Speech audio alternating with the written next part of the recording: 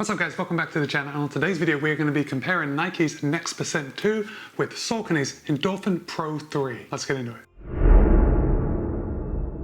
You know, I know that the Nike Next% 2 has been out for a while, but at least in my opinion and for how I run, there hasn't been a shoe that actually compares to this. For me, the Next% 2 has been my favorite super shoe, and I've used it for several marathons, several half marathons, and it just feels really good. However, this year, Saucony released their Endorphin Pro 3 with some major updates from their Endorphin Pros 1 and 2. And finally, I can say that there is a contender to go up against Nike's Next% 2. And there are just a few differences in the ride, but we'll get into that. But it's actually quite surprising how remarkably similar these shoes are. Let's start off with price. And in the US, the Endorphin Pro 3 will cost you $225. The Next% 2 will cost you $250, but look around because I've seen a few sales where certain colorways are quite a bit cheaper. Now this is a super shoe, so after price, weight is probably the most important thing. Now the Nike Next% 2 is just a little bit lighter than Saucony's Endorphin Pro 3, but it's not by much. Nike claims that a US men's size 9 tips the scale at 6.9 ounces or 195 grams. The Endo Pro 3 in a US men's size 9 tips the scale at 7.2 ounces or 204 grams. So we're only talking about a 9-gram difference. Not much, but the Next% 2 is still just a tad lighter. However, in my size, a US men's size 13, the difference becomes even smaller. Now in my size, the Nike Next% tips the scale at 8.8 ounces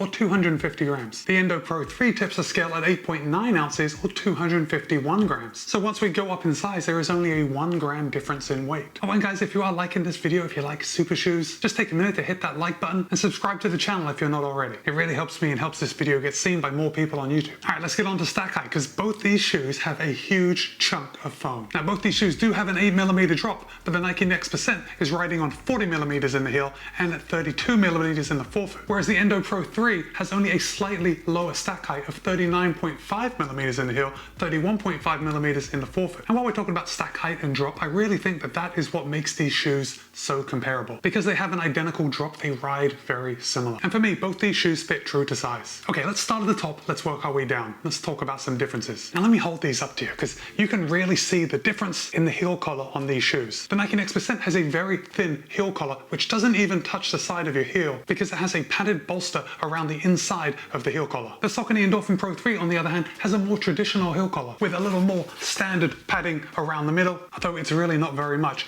And because the upper is so translucent, you can see how the padding just comes down to about here, so there's really no excess padding. The heel counter on both shoes are very similar. They have enough structure to keep your heel protected, although you can kind of push them down a little bit, but I gotta say the heel counter is exactly what you would expect from a shoe of this caliber. Not super rigid and not too loose. The Next% 2 has an engineered mesh upper. It's very light, very breathable, and probably the only downside is that if it is extremely cold out, you are going to be getting every bit of that coldness blowing through the top of your shoes because it's such an open weave. Now look, this is a good thing. These are good problems to have. You want your shoe to be as light as possible when you're racing. Now a lot of people have said that the Next% 2 is a very narrow fit. However, if you have worn Nike shoes in the past, the Next% 2 fits very similar to pretty much every other Nike shoe. And for me, it fits my foot very well. I don't have any hot spots when I'm running in this shoe, and it just disappears on my foot, the way a super shoe should. The upper on Saucony's Endorphin Pro 3 is a little different. Again, it's an engineered mesh. It feels very similar, but it's a dual layer. Well, it's probably one layer, but we've got 2 layers squished together, which just gives the upper a little more support. So in this colorway, we have the pink, very wide open mesh. Again, if it's cold out, your toes are going to be getting cold in this shoe. And just like the Next%,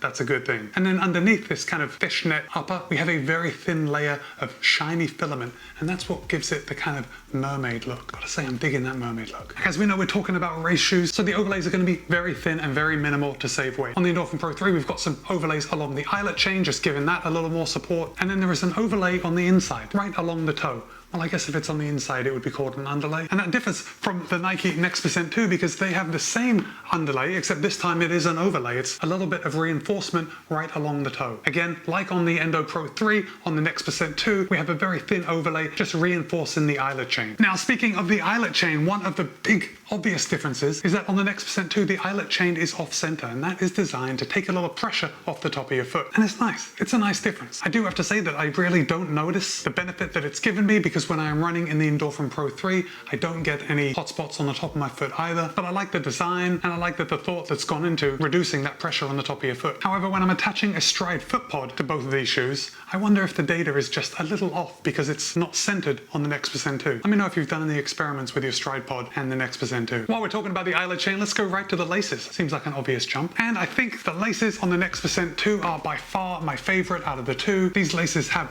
little teeth, and when you tie your laces and you double knot them because you're going to race and you don't want them to come untied, those little teeth kind of bind together. They give a really good feeling of security. And this really isn't saying much, but I have used this shoe for a lot of races and I've never had my shoes come untied. Don't actually know if that's to do with the teeth on the laces or that I always double lace my shoes. The laces on Saucony's Endo Pro 3 are a little more traditional. They're just like normal linguini laces. And while I haven't yet raced in the Endorphin Pro 3, I have put a lot of miles in it. Not to take anything away from the Next% 2, but I do have to add that my laces have never come untied in this shoe too. But even so, I like the security the teeth laces give me. Okay, let's come down to the outsole, because really this is where the magic happens on both these shoes. Both the Next% 2 and the Endo Pro 3 are using a PBA-based foam. On Nike, it is their tried and true Zoom X foam, and on Saucony, it is their Power Run PB foam. Now, as far as the foam goes, I told you, I've been wearing this shoe for a little over a year now. I've done a lot of races. I like how it feels. I like the squish. The Endo Pro 3 comes the closest to feeling that way when it's underfoot. The only downside to these beautifully responsive and bouncy foams is that they tend to look beat up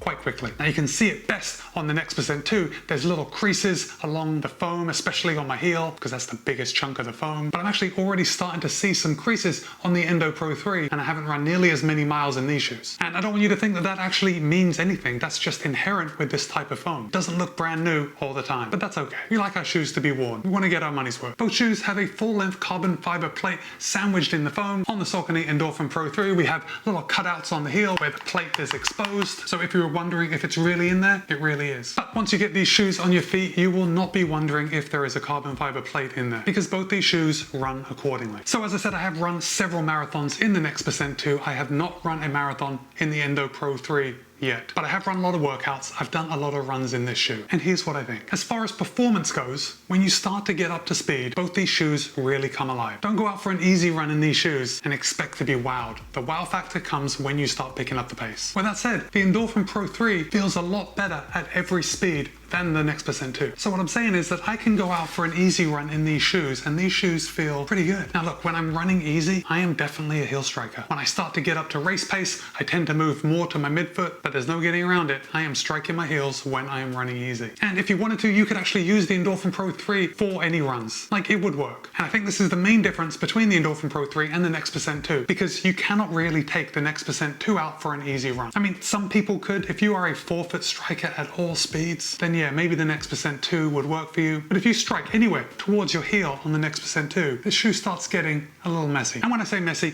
I mean the heel is just a little loose. And I don't mean this, I don't mean the upper. The heel actually locks in quite well. You might think it might not lock in quite well just because we've got this bolster around the back, but it fits pretty well. When I say it gets loose because of this giant 40 millimeters of stack and a relatively narrow amount of foam. So when you land on your heel, it can get a little bit sideways. And I've also experienced that when I have to do a sharp turn on a race. If you cut that corner too sharp, the Next% 2 definitely feels like you might roll an ankle if you're not careful. And with the Endorphin Pro 3, I didn't feel that way at all. We only have 0.5 millimeter less of stack height than the Next% 2, but this shoe is just remarkably more stable, really at any speed. And I have tested it by making sharp turns just to make sure I'm not imagining it. Okay, let's go down to the outsole. And the outsole on both these shoes are fairly similar. Obviously, we have a lot of rubber on the forefoot because that is where the manufacturers are thinking you are going to be landing when you're racing. And for the most part, they're probably right. Now, I don't often get a chance to run in the wet. In fact, most of my time when I run and the ground's wet, it comes from the sprinklers and the water from the sprinklers running into the road. And with my very limited experiments, I would say that the Endorphin Pro 3 is slightly better at gripping the road than the Next% 2. Both shoes have small amounts of rubber on the heel, and as most of us who heel strike just a little bit,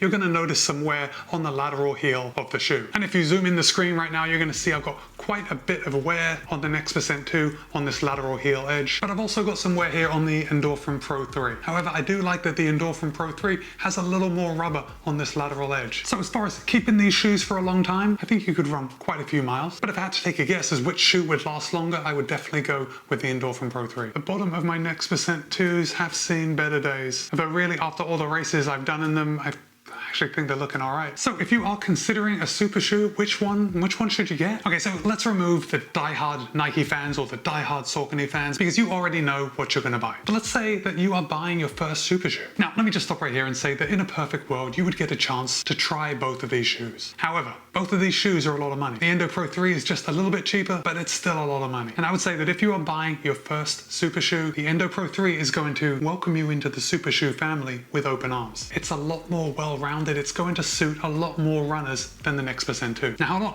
Although Saucony would be my recommendation for the vast majority of runners, Nike's X-S10 2 still feels a little faster. The toe off is just a little snappier than the Endo Pro 3. Now, whether that actually turns into faster times, that remains to be seen for me until I can get a couple of marathons in this shoe. But the X-S10 2 feels a little more snappier. It has proven itself on race day time and time again. And if you can get your head around having a little bit of a squirrely heel, this could be the option for you. But if you're looking for speed and stability and a shoe that's gonna last, go with the Endo Pro 3. Guys, I'll put affiliate links in the show notes below for both these shoes. And of course, check out Roadrunner Sports for all your shoe buying needs. And look, when you join their family VIP plan, you get an automatic 10% off of every pair of shoes you buy. That's a pretty good deal. All right, my friends, thanks for staying all the way to the end of the video. My name's Matt. This has been my comparison review of Saucony's Endorphin Pro 3 and Nike's X-S10 2. Be kind, be happy, run well. I'll see you in a couple of days.